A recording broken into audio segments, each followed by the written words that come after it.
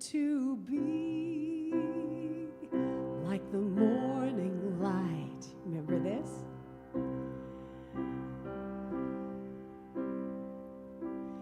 Feel it deep inside you, brilliant and bright. Let that light shine through you. A new day is dawning, gonna see us all through.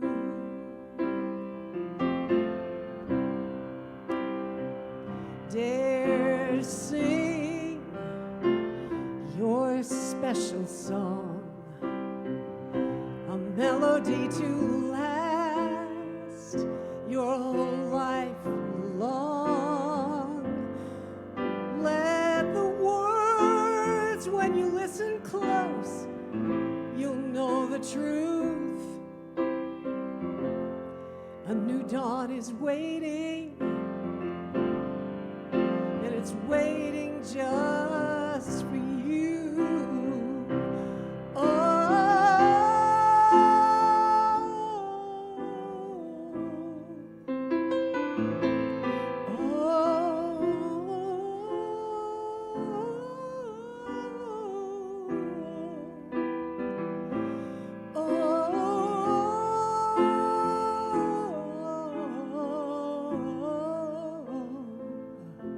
A new dawn is waiting. A new dawn is waiting. A new dawn is waiting for you.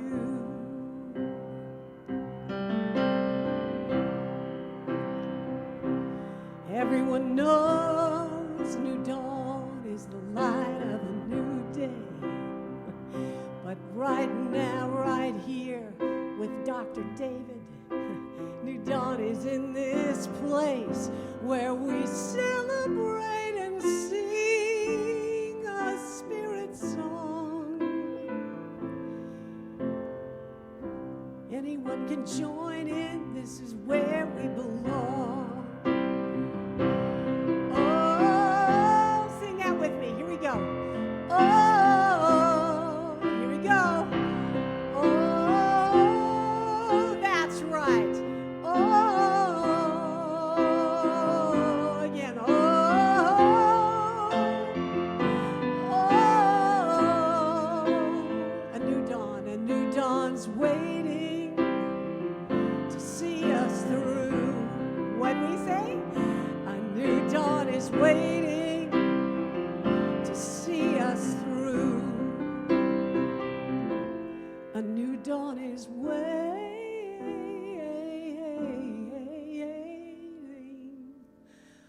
Oh, sorry, to see us through.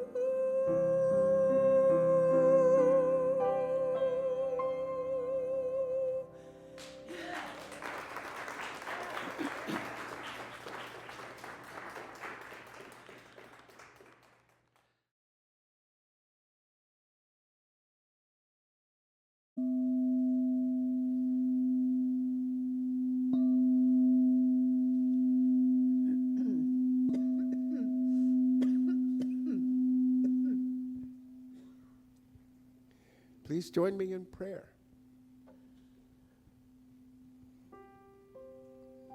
And today, as we continue to explore the creative mind,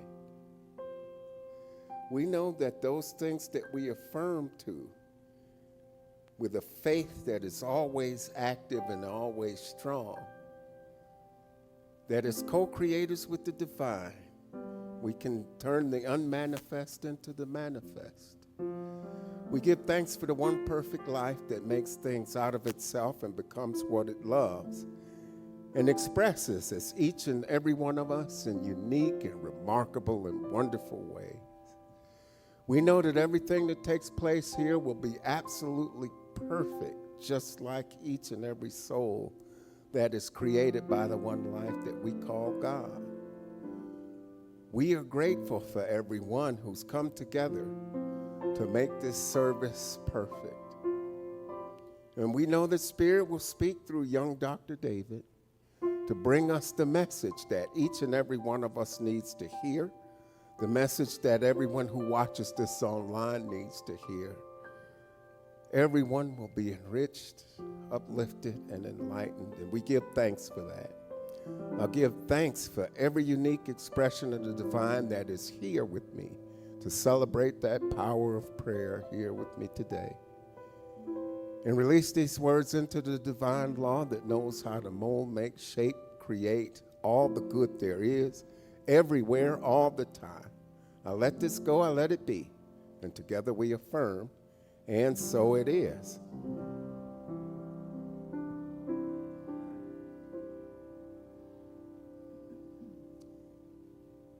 And our first words of inspiration today come from Maya Angelou. She said, life loves to be taken by the lapels and told, I'm with you, kid, let's go. Our second from Paul Hawken. Do what needs to be done and check to see if it was impossible only after you're done. And our third set come from our founder, the Honorable Dr. Ernest Holmes. Perfect belief is the beginning and the end of all good mental work.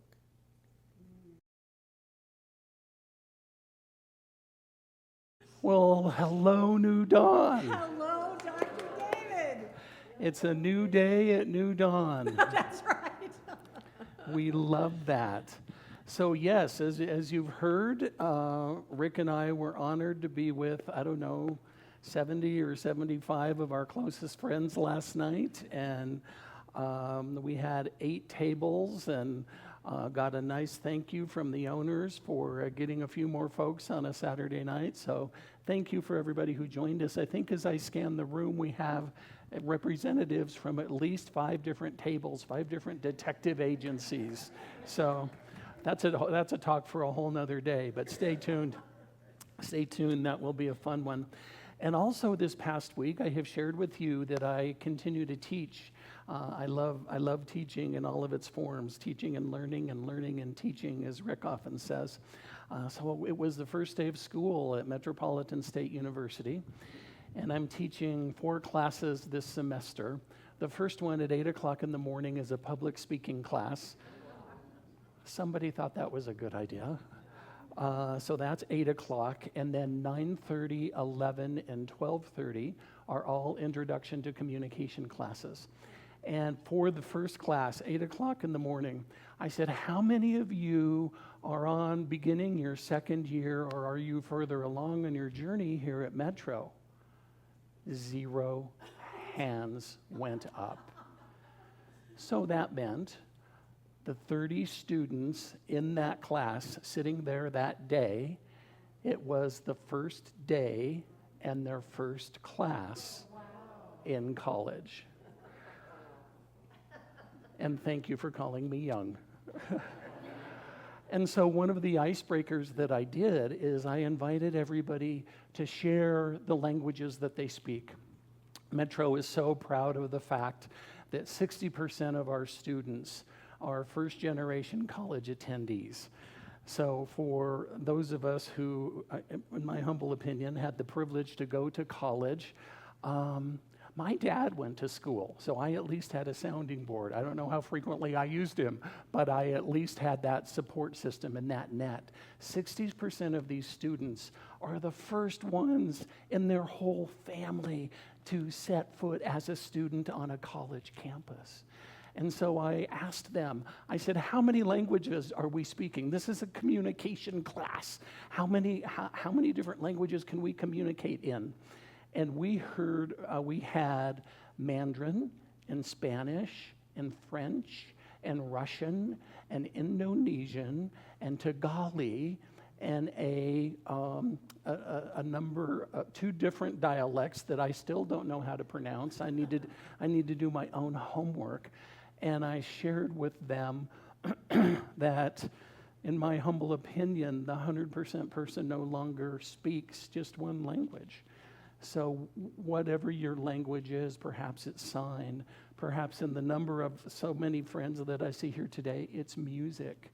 Whatever you do, however you choose to communicate, that is your faith in action. And I honor you in that. And I also really appreciated the warm welcome. My niece helped Rick and I get pictures with all of our guests last night. And I was introducing her as Callie, my favorite niece. I have 5 nephews and 1 niece. And so she gets to be my favorite niece. And we are so grateful for that. And Marn and Carlos have been the owners have been friends of ours for decades. And so we really appreciated the strong showing for us and for small businesses in Denver. And so, my friends, we find ourselves in the third talk in this particular series on the creative mind by Ernest Holmes. Before I jump in there, let me say one more thing. For those of you who are with us for the first time, welcome. You are always welcome here. We are a radically inclusive community. We honor all people, all faith traditions, all paths to the divine, including those not on a faith path. We are not here to tell you what to believe. We are here to encourage you to believe something, and let's explore and figure that out together. And today, we're talking about affirmation and faith in action. And we might talk a little bit about prayer. Spoiler alert. So I love, in this piece of the book, I love the quote that Ernest gives us. All that we can ask for, affirm, or mentally accept is ours to use today in this world. Pretty powerful statement. We have, in other words, we have access to the wisdom of the universe right here and right now. Thank you for allowing me to share my interpretation of some of this work with you, and you don't need me. You have a direct connection to the divine. Whatever you perceive her or him or them or it to be, your connection is direct and unique, and it is extraordinary. So as I think about that then, and then that thought of music as another language, I'm reminded I happen to have 4 godchildren, and my oldest just graduated with a triple degree. He earned a PhD in trombone, performance, music composition, and music education. And I'm like, dude, I wouldn't know how to pick up a trombone.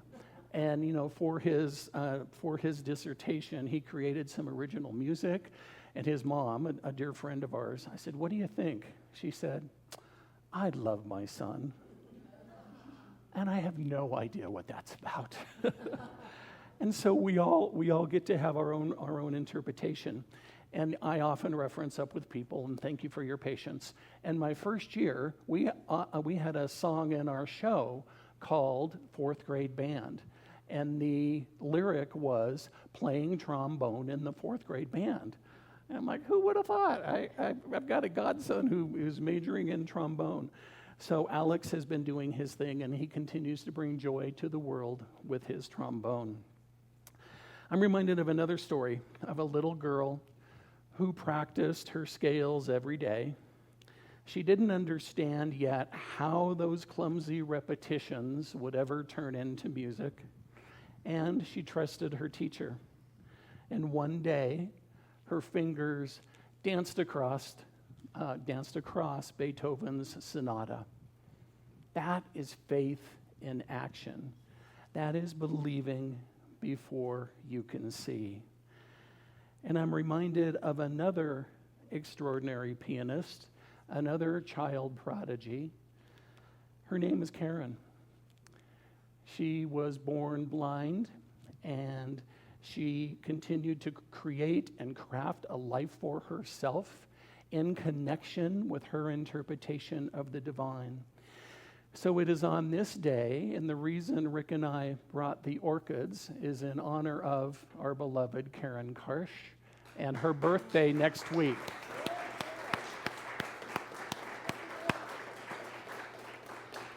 So neither Karen nor I are going to be here next week, so we thought we'd do it today. We'd celebrate her birthday, and we'll take it from there. So I want you to hear this, my friends. For those of you who are regulars, very grateful for your continued presence. I want you to get a better sense. I want to create some additional context for you of the extraordinary being that Karen is. So breathe this into the space with me. Karen Karsh is an accomplished professional vocalist, pianist, and songwriter who's been performing since she was 15 years old and is recognized for both her musical skill and, as you just heard, her heartfelt songwriting.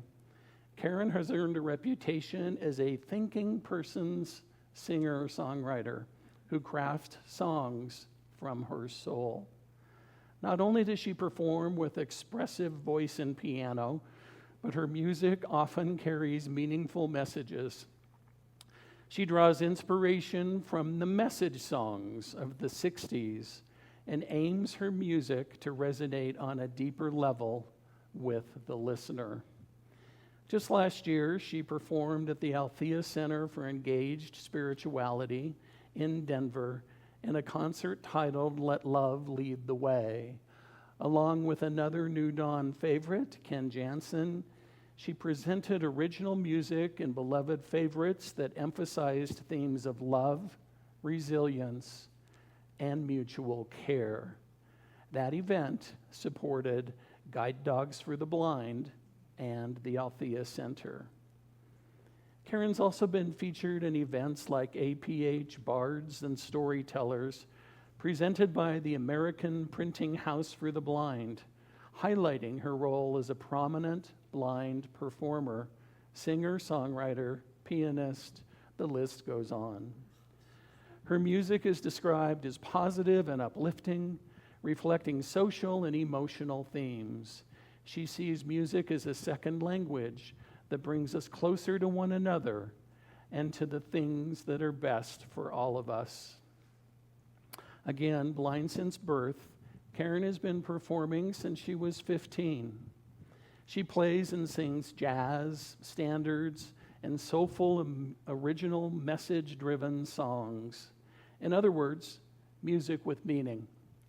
She connects deeply with listeners, promotes empathy and social responsibility. She's more than just a musician. She's an artist with purpose. She is a beloved spouse. We're so happy to welcome Trail. And I think you're more fun than you think, sir. And we love Herbie, who he and I get into trouble on a regular basis. Karen is also a mother, and Karen and Trail recently celebrated their son's promotion as one of the youngest chief firefighters. What's the right term, Karen? He's the chief now, the head chief. He's the fire chief of North Metro Fire District, and he and his wife are the proud parents to Karen and Trail's twin granddaughters. Her music connects heart and mind and brings audiences on a shared emotional journey. Her advocacy and visibility as a blind performer also add important representation and inspiration to the arts community. I know it's not polite to ask a woman her age, and we just honor Karen on another trip around the sun, and we are so grateful you're with us, and we know for you so many more. Blessings.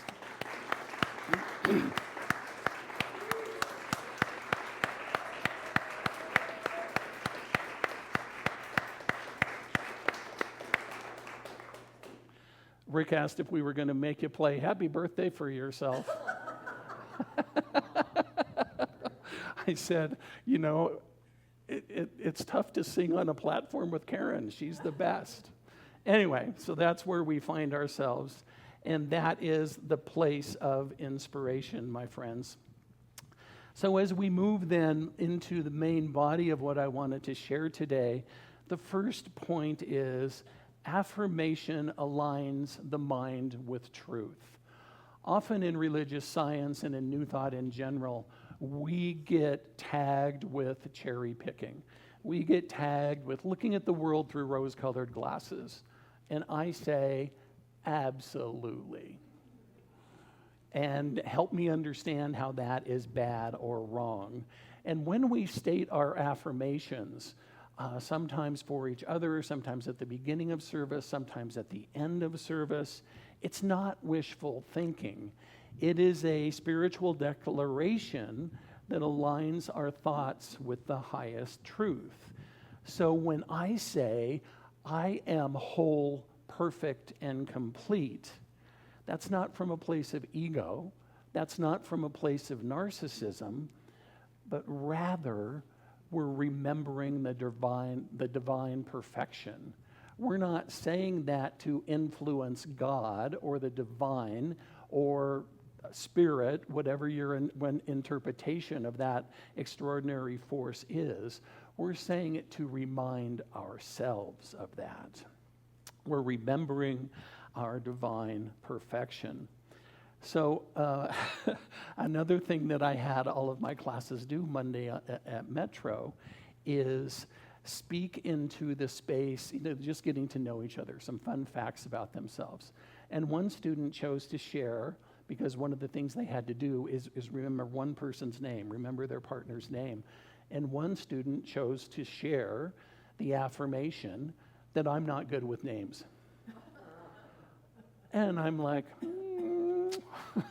So to my credit, as part of my introduction, I shared with them that I'm an ordained minister and you're going to get a little of this stuff too. So if you're offended, don't be. You can choose not to be. So anyway, I invited that into the space of, up until now, you may not have been good with names.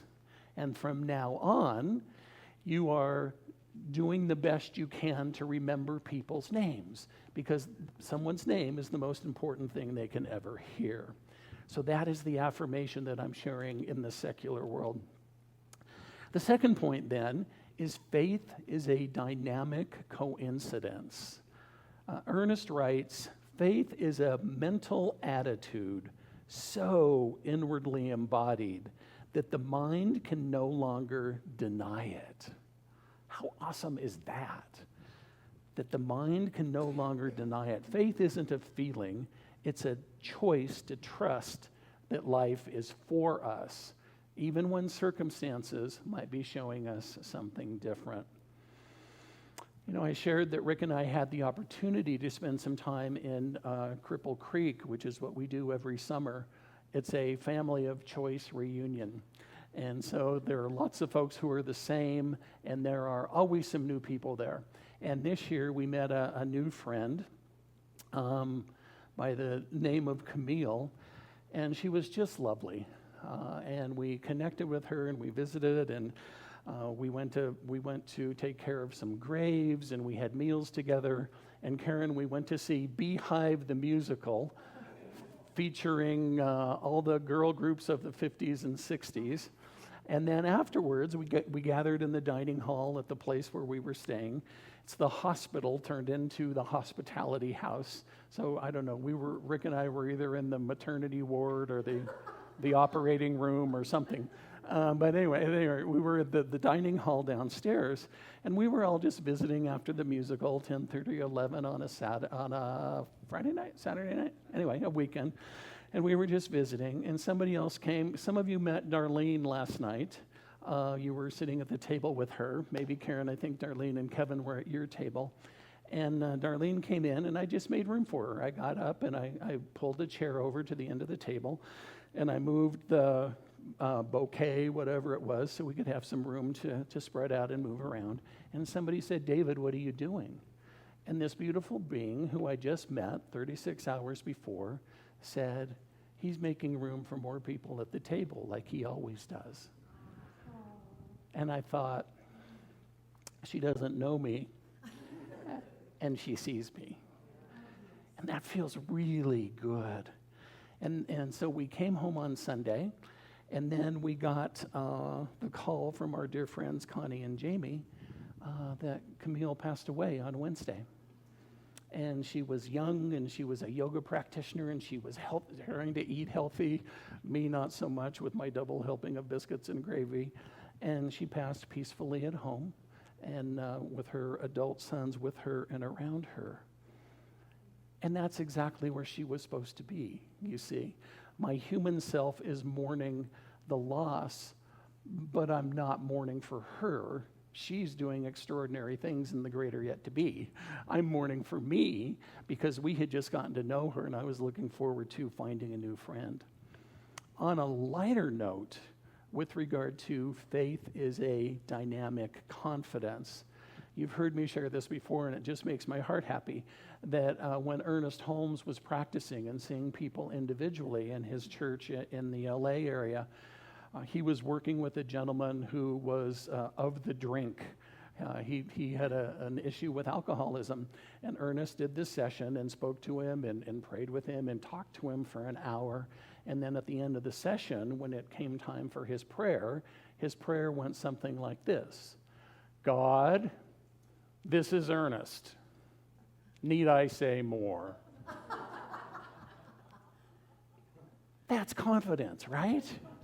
You can do that. I can do that. Yeah, maybe that's something we can work toward together. The third piece I wanted to share with you then is action anchors spirit in form. So when we affirm, when we state that positive affirmation, and then we believe it, we're almost there. What's the piece that's missing? It's the action. In our tradition, we call prayer treatment, so you might hear those words used interchangeably. So when I pray, it's good, right? It helps me become centered and get in alignment. And then I get to believe, and then I get to act. So affirmation plus faith is realization, but only when paired with action. Do you want more prosperity in your life, however you define it? Affirm it. Feel it. Then show up for the job interview. Make the budget. Tithe to your spiritual community. Share what you're thinking, feeling, and believing. Action is the final expression of belief. I love the story that's told about Mother, now Saint Teresa. When she was doing an interview with somebody, they said, well, how do you feel about, social justice? How do you feel about action? Would you march in a parade for a cause?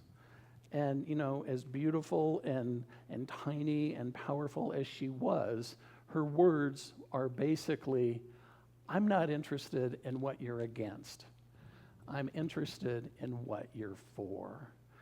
So if you're having a march that is down with fill in the blank, your least favorite people, places, or things, no, I will not participate. If you have a march that is celebrating what you are for, right? What brings you joy, the goodness, the positivity in the world, then absolutely I'll be in the front row carrying the banner with you. Tell me what you're for, not what you're against. Through our metaphysical lens, we know that when I'm in that space of negativity, I am literally vibrating at a lower level.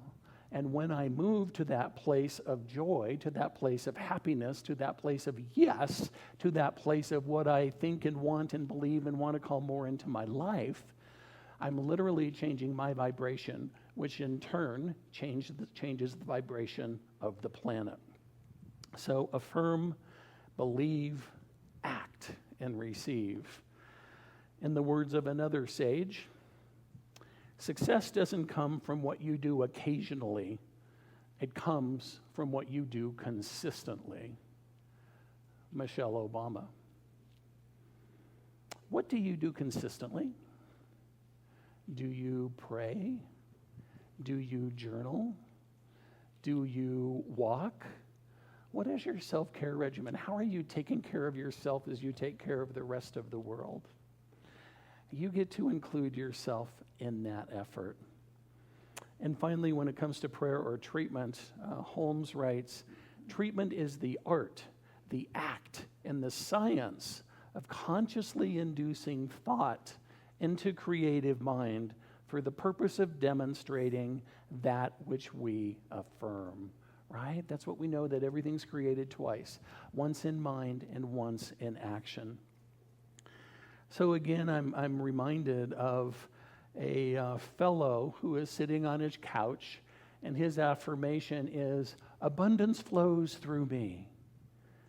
Then he watches Netflix all day, and he doesn't respond to his client emails, and he doesn't answer his phone calls, and that last call happens to be from the universe, and he lets it go to voicemail.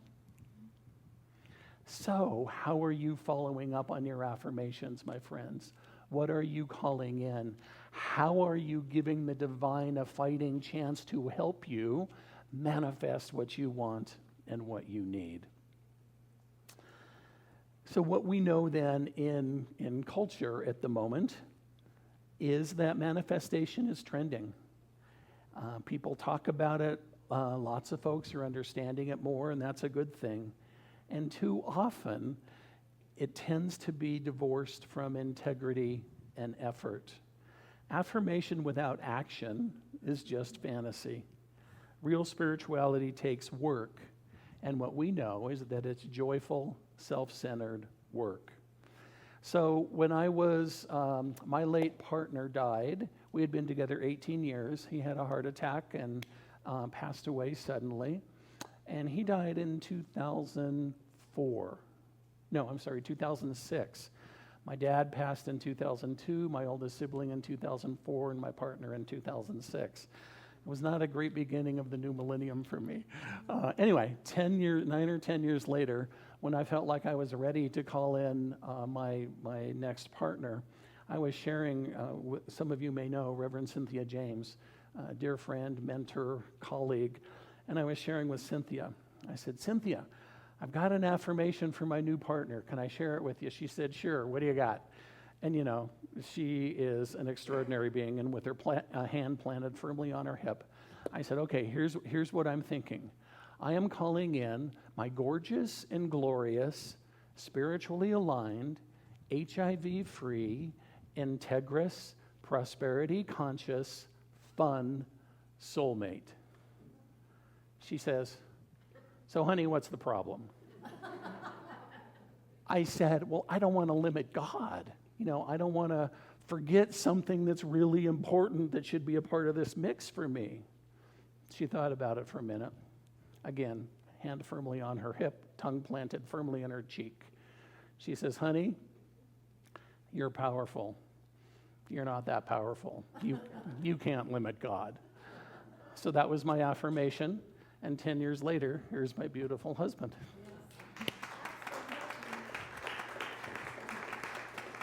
So affirmation works, and it requires follow through. If I were just sitting at home that whole time, I may have had a different experience. But I chose to go to a Hay House I Can Do It conference, if anybody's ever heard of Louise Hay. It was at the Denver Convention Center, 1,000 of our closest friends, all these wonderful new thought beings. I go walking in with a friend of mine. She says, we're going to find you a husband this weekend. I'm like, oh, that's awesome. Go you. And then as we're walking down this concourse with all these people, she's like, how about him? How about him? How about him?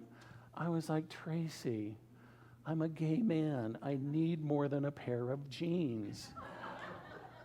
And then in the meantime, Rick's friend was looking for somebody for him. They were in a workshop. He was saving a seat next to him. And he said, I'm saving this seat for my lover. And his partner just kind of looked at him. And then my friend came in and sat in that seat. And then his friend was like, what exactly did you say? I thought you said you were saving that seat for your mother. And so anyway, so they had a big visit, and then Tracy got Rick's card and introduced me. So thanks to our friend Tracy and Louise Hay, that's how we connected. And it was an affirmation followed by action. So that's the lesson. That's what I want to invite you into today. So how does that work for us at New Dawn? What do we do in that regard here? At New Dawn, we live our faith through daily affirmations, whether through Science of Mind magazine, online, calendars, books, our own or somebody else's. We speak them aloud, we read them, we write them until we know them at the core of our being. We also support aligned action. We take one bold step each day, knowing that we are aligned with the affirmations that we share every week. And many keep faith journals, recording how faith shows up in our lives, big and small. So that is what we do. Another good friend of Karen's and mine, Jana Stanfield, wrote the song quite some time ago now. What would I do today if I were brave? And that's what I invite you into on this day of affirmations and prayer. What would you do today if you were brave?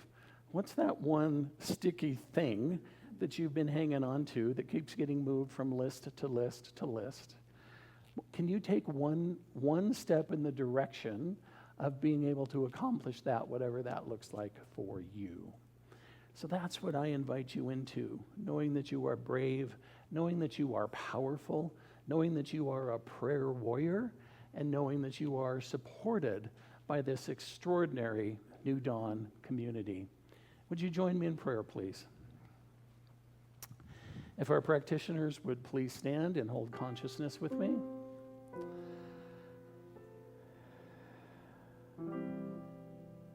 So I speak my word with clarity and with trust. I declare the truth of wholeness, abundance, and love. My thoughts are aligned with spirit. My actions affirm my faith. And I know it is done unto me.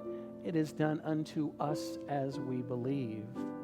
So as we go forth on this day, I stand in the power of connection.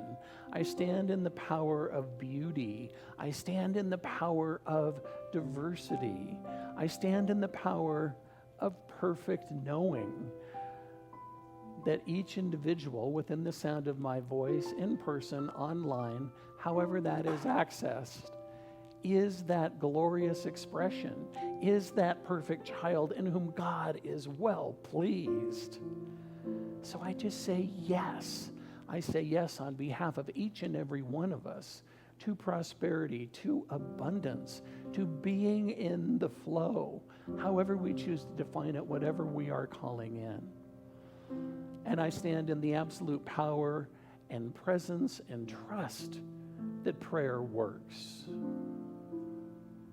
Whatever my tradition, whatever my prayer, whatever my physical structure or not, I know the one power, the one presence that I choose to call God is ubiquitous in honoring all sentient beings, honoring all paths to the divine, to the one power, the one presence. And I simply give thanks for this knowing. And wherever beautiful souls are gathering on this day, in churches or mosques, in temples or teepees, on mountaintops, wherever one or more is gathered, there is God. And I find great power in that.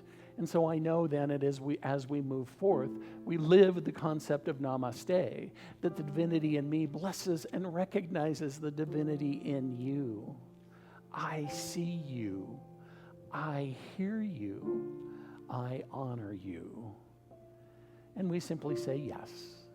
We say yes, knowing that we are absolutely grounded in faith and open at the top for however Spirit may show up.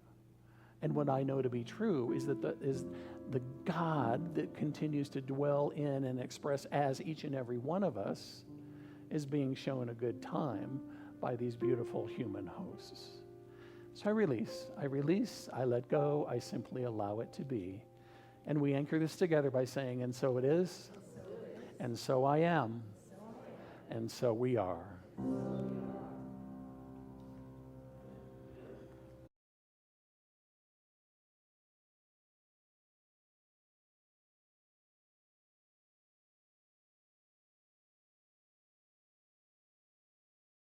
We have a very special happening that's just about to become real here. I have gotten to know Liana Lansing, and I think she is the best thing. She has quite a career from before till now, opera and choir and directing and many things I don't know about. And, and she is fun and has a great, gorgeous spirit. And she's done something pretty special. I'm going to let her tell you about it, and then I'm going to try my hardest to accompany her the way she is meant to be, accompanied. So here we go. This is Liana Lansing, everybody, who is one of our own. Thank you. Am I not so lucky to be here enclosed on either side with this genius at the piano, whose birthday I didn't know was going to be next week, but happy birthday. Thank you so much. And David and Rick. So I'm so happy that you have come in a leadership capacity to New Dawn. I joined New Dawn 10 years ago. It was 2015. And I grew up, my parents were both singers. The reason I was born in New York is because they were singing in the chorus of the Metropolitan Opera then.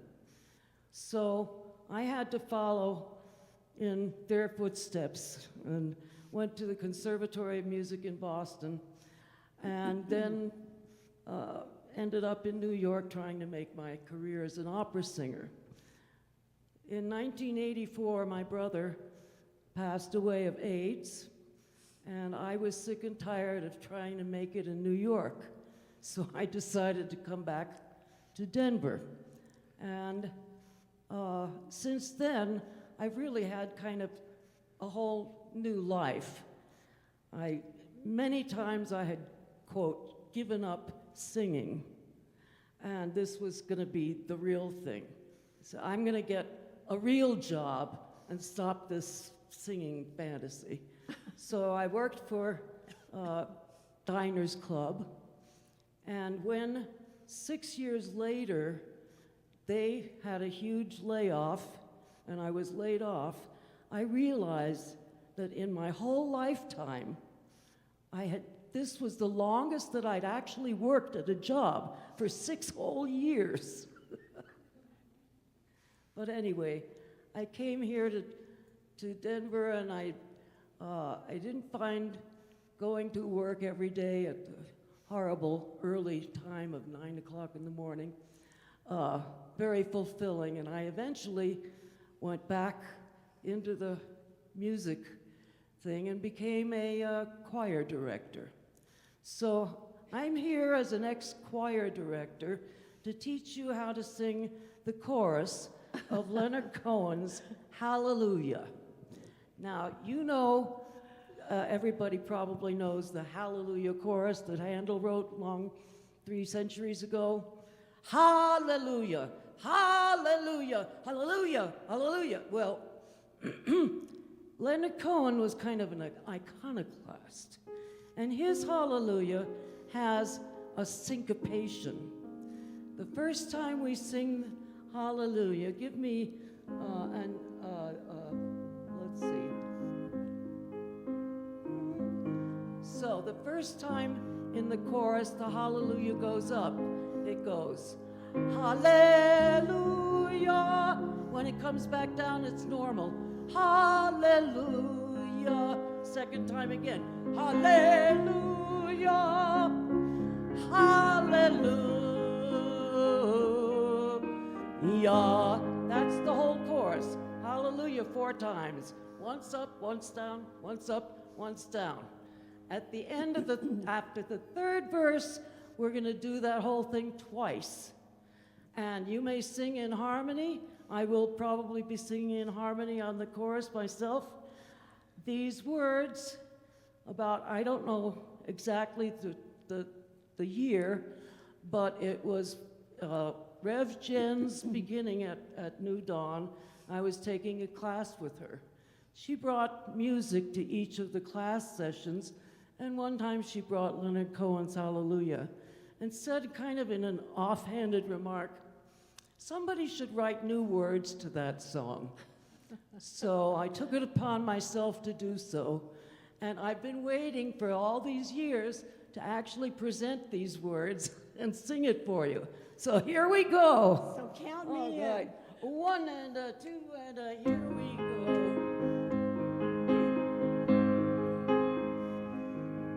They say that God is love, I know, but saying doesn't make it so. Believing is the key to really feeling. When all is one, then love is all, and Adam didn't fall at all. For this we're glad to sing our hallelujahs. Here we go. Hallelujah, hallelujah. Let me hear you. Hallelujah, hallelujah. Verse 2. One peace for all, both far and near. We make it so if we are clear and see the truth, believing in the future. For all is one and time is space. We're here to serve and live in grace, expressing love and singing hallelujah. Here we hear it. Hallelujah, hallelujah, hallelujah, hallelujah.